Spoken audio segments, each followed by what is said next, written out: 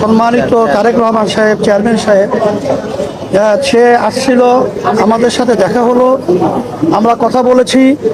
আমরা তাদেরকে মৌলিক কথাগুলো বলেছি যে আমরা যেন সবাই একাকার হয়ে, আমরা সবাই একত্রিত হয়ে দেশটাকে যেন আমরা সুন্দর করতে পারি, এই কথাটাই আমরা বিশেষ করে তার সঙ্গে গুরুত্ব সহকারে আলোচনা করছি।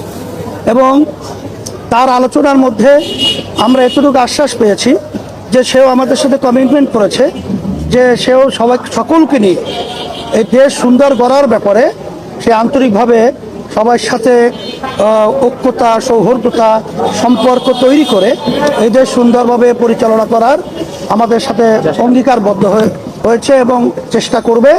এই জন্য আজকে আলোচনা খুবই ফলপ্রসূ হয়েছে। আর আমরা চেয়েছি যে গণ অভ্যুত্থানের পরে আমাদের দেশটা যেন সুন্দর একটা দেশ, আমাদের জন্মভূমি, আমাদের এই দেশ স্বাধীন হয়েছে, আমাদের দেশটা যেন সবাই আমরা একাকার হয়ে আমরা রাজনৈতিক যে হিংসা, পরায়ণতা এবং পরস্পরিক কাতরকতা, এগুলো যেন আমরা একে অপরের প্রতি না রেখে আমরা সবাই পরামর্শ ভিত্তিক দেশ পরিচালনা করতে পারি। এইটাই আমাদের মূল আজকে মুখ্য এবং মূল আলোচনা ছিল। আপনাদের সকলকে ধন্যবাদ।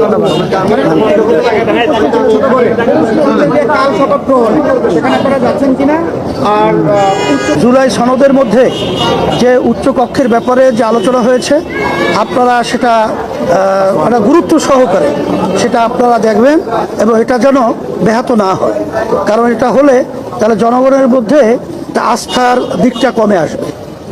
আর জুলাই সনদের ব্যাপারে আমরা বলেছি এইটা আমাদের দেশের কল্যাণের জন্যই করা হয়েছে, এইটা বিশেষ করে আপনারা এটা গুরুত্ব সহকারে দেখবেন।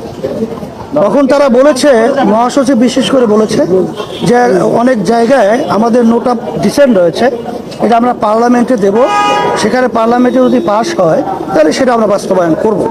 তখন আমরা তো কথাটা বলতে চেয়েছি যে পার্লামেন্টে তো এখন একক সংখ্যাগরিষ্ঠতা আপনারা অর্জন করেছেন, বিদায় আপনারা তো এটা সদিচ্ছা থাকলে এটাকে আপনারা বাস্তবায়ন করতে পারবেন।